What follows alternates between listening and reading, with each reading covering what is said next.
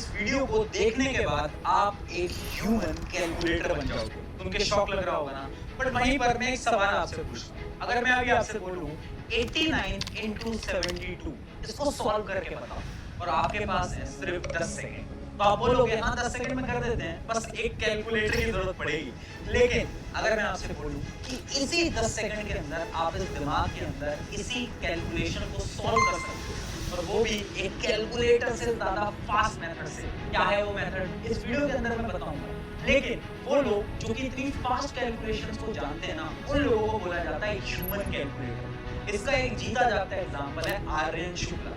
आर्यन शुक्ला ने 14 साल की उम्र के अंदर 6 से ज्यादा गिनीज वर्ल्ड रिकॉर्ड को ब्रेक कर दिया था। वो ये क्यों कर पाए? क्योंकि उन्हें कुछ ऐसे मैथमेटिक ट्रिक्स आती थी जिनकी मदद से वो कोई भी कैलकुलेशन एकदम सुपर फास्ट कर सकते थे। और जब आर्यन से पूछा गया कि ये जादू आखिर में आता कैसे था, तो आर्यन ने जवाब दिया कि ये कुछ ट्रिक्स हैं, ये कुछ मेथड्स हैं जो कि हर एक इंसान सीख सकता है और अगर वो उसकी बार-बार प्रैक्टिस करता है ना, तो उसे कैलकुलेटर उठाने की जरूरत भी नहीं है। वो अपने दिमाग के अंदर addition, subtraction, multiplication, square, square root सब कुछ निकाल सकता है, वो भी 5 से 10 सेकंड के अंदर। ये सारी चीजें सुनकर तुम्हें शॉक लग रहा होगा और बिल्कुल भी बिलीव नहीं हो रहा होगा, लेकिन मैं आज आपको एक पूरा का पूरा रोड मैप दूंगा, कुछ एग्जांपल्स दिखाऊंगा जिसकी मदद से आप भी एक ह्यूमन कैलकुलेटर बन जाओगे।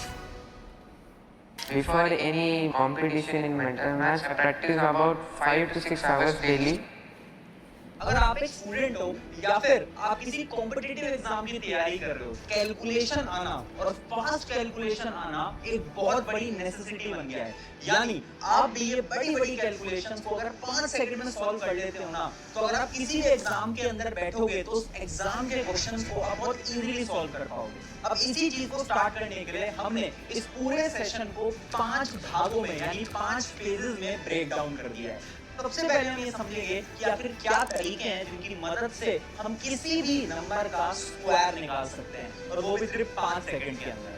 फिर उसके बाद फेज नंबर 2 के अंदर हम जानेंगे कि आखिर मल्टीप्लिकेशन करने के तरीके क्या हैं और किस हैक की मदद से आप 10 सेकंड में कोई भी मल्टीप्लिकेशन आसानी से कर सकते हो। मल्टीप्लिकेशन के बाद फेज नंबर 3 के अंदर बारी आएगी एडिशन की। एडिशन के बाद बारी आएगी सब्ट्रैक्शन की एंड फाइनली फेज नंबर 5 जो कि सबसे डिफिकल्ट फेज होता है, डिवीजन।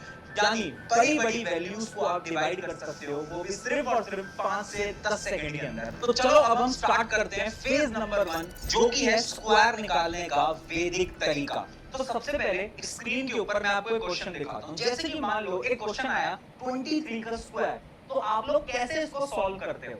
देखो 99% लोग क्या करते हैं, नॉर्मल मल्टीप्लिकेशन वाले मेथड से इसका स्क्वायर निकालते हैं, जिसके अंदर 20 से 30 सेकंड तो बहुत आसानी से लग जाएंगे। लेकिन अगर मैं आज आपसे बोलूं इसका एक ऐसा तरीका है ना जिससे कि आप सिर्फ 5 सेकंड के अंदर इसका स्क्वायर निकाल सकते हो, वो भी अपने दिमाग के अंदर। आ जाओ, उस तरीके को मैं स्टेप बाय स्टेप आपको सिखा देता हूँ।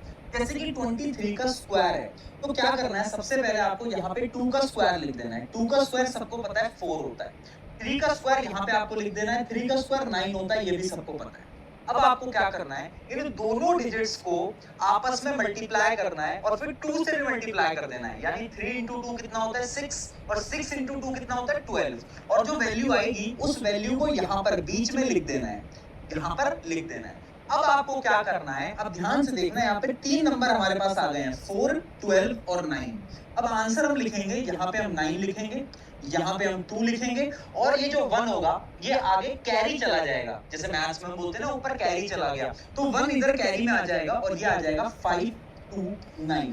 यानी अगर आप चेक करोगे, अभी आप कैलकुलेटर निकाल के चेक भी कर सकते हो, 23 का जो स्क्वायर है वो होता है 529 और वो हमने डायरेक्टली सिर्फ 30 सेकंड के अंदर निकाला।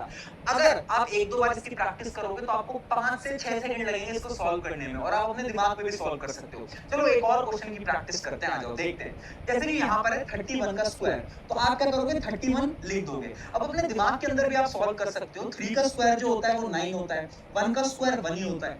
अब इन दोनों को मल्टीप्लाई करो एंड देन 2 से मल्टीप्लाई करो, 3 into 1 3 एंड मल्टीप्लाई बाय 2 जो कि होता है 6, तो ये आ गया 961। तो डायरेक्टली स्क्वायर आ गया 31 का जो कि है 961। ये एक ऐसा तरीका है ना जितने भी आप बच्चों के इंटरव्यूज देखते हो जिनको ह्यूमन कैलकुलेटर बोलते हैं, वो ऐसे ही स्क्वायर कर रहे हैं, हर कोई इसी तरीके को फॉलो कर रहा है, आप भी इस तरीके को फॉलो कर सकते हो। ठीक है, इसके अंदर मैं आपको कुछ और क्वेश्चन दे सकता हूँ, जैसे कि ये आप सॉल्व कर सकते हो 47 का स्क्वायर। चलो ये वाला क्वेश्चन मैं भी तुम्हें करके दिखा देता हूँ, क्योंकि थोड़ा सा डिफिकल्ट है। अब जैसी बात आती है 47 की स्क्वायर की, तो सबसे पहले आप लिखोगे 4 का स्क्वायर जो कि होता है 16, एंड देन 7 का स्क्वायर जो कि होता है 49। ठीक है, अब आप इन दोनों को मल्टीप्लाई करोगे एंड देन 2 से मल्टीप्लाई करोगे। 7 into 4 क्या होता है? 28 होता है, और 28 को 2 से मल्टीप्लाई करोगे तो होता है 56। अब यहाँ पर 3 नंबर आ गए, 16, 56, 49। अब क्या करोगे बेटा, यहाँ पर आप 9 लिखोगे। ठीक है, अब 4 जो है वो आगे कैरी में चला जाएगा। 4 कहां चला जाएगा? आगे आप देख सकते हो कैरी में चला जाएगा। 6 प्लस 4 कितना होता है? 0 होता है। 6 प्लस 4 0 होता है ना। 1 इससे जुड़ गया, ये 6 हो गया। अब ये 6 कैरी में आगे चला जाएगा, है ना। 6 प्लस 6 कितना होता है? 2, और एक 1 आ गया 2, तो ये कितना आ गया? 2209। आप चेक कर सकते हो इस चीज को कि 47 का स्क्वायर कितना होता है, आंसर आएगा 2209। तो ये एक ऐसा तरीका है जिसको आप फॉलो कर सकते हो, और आपकी बहुत ज्यादा मदद होगी आपके क्वेश्चंस के अंदर, अगर आप किसी कॉम्पिटिटिव एग्जाम की तैयारी कर रहे हो या फिर स्कूल एग्जाम की तैयारी कर रहे हो। अब ये दो आपके होमवर्क है जो कि आपको अभी वीडियो को पॉज करना है और कमेंट्स के अंदर मुझे आंसर बताना है कि 34 का स्क्वायर क्या है और 56 का स्क्वायर क्या है, और आपको कितने सेकंड लगे इसको कैलकुलेट करने में, जल्दी से मुझे बताओ।